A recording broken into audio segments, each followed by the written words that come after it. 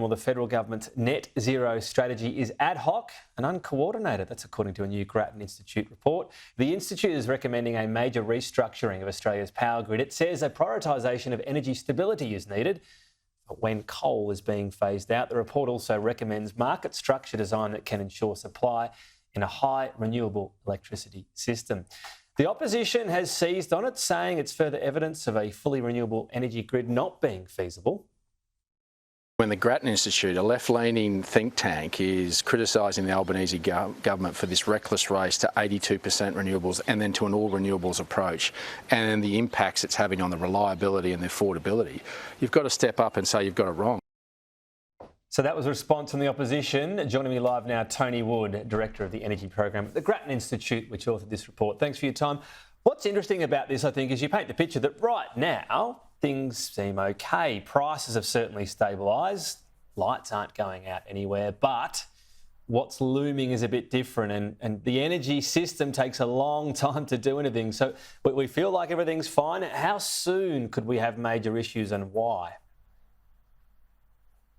Well, within the next 5 years, things get increasingly difficult, particularly as we get to the next stage of the closure of coal-fired power stations, at least the scheduled closure of coal-fired power stations, because as they are closing, we haven't been replacing them with things that in combination do more or less the same thing. So wind and solar by themselves are incredibly useful and will be at the forefront of the transition. But because they are intermittent, they need to be backed up with other things. And it's the other things in the backing up that hasn't been taking place in the way it should. At the same time, we haven't been building the transmission grid that's necessary to connect all those renewables.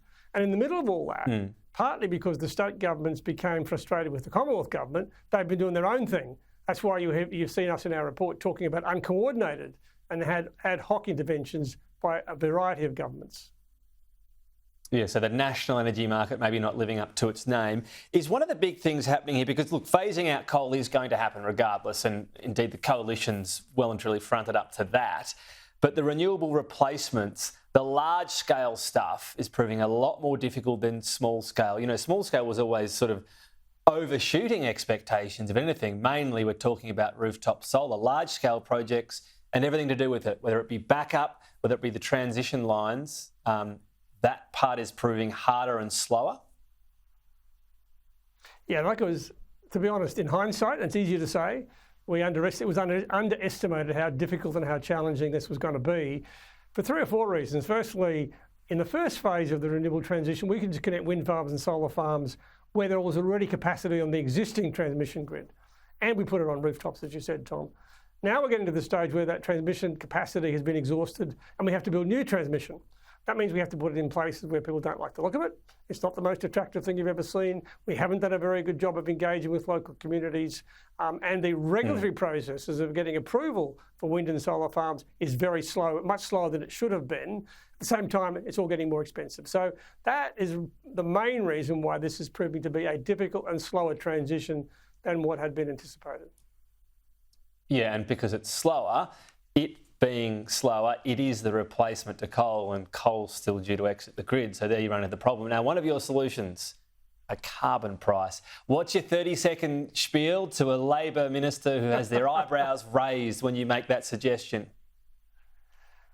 Well, we have carbon prices already. The safeguard mechanism that the current government's using, they copied or used a policy put in place by the coalition government, is a carbon price for heavy industry.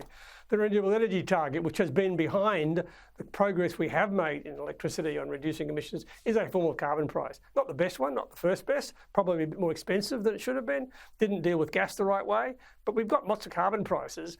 What we need as we go through the next stage of this is to have a much clearer and longer term view of a carbon price. It doesn't have to be an economy-wide carbon tax or carbon price, but we do need some clear direction for people who are going to make investment, not just in the renewable energy, but in the things that have to back it up, like storage and like gas, which are going to be necessary. Final question on this, because the coalition's indication is still nuclear, although it looks like a bit of a delayed announcement. If it goes for these large-scale options and it says it replaces coal, is it possible to just build them next to the coal-fired power stations? Because the only way they can replace it is you wait till the coal stops and the nuclear starts. Well, you'd have to have them side by side for many years, wouldn't you? Yeah, look, physically, I suspect you could do that. When you would have to do it, because the coal-fired power stations are getting older and they're breaking down more often. As all of us know, as we get older, we break down more often. So that's happening. You can't just continue to extend their life without some sort of clear decision on when they're going to close. That's why we've seen governments taking out some insurance to make sure they don't close too soon, but also not too late. And if you're going to build them where they are, this would require establishing a new industry in this country. We've got no social approval for this, social support for it, really.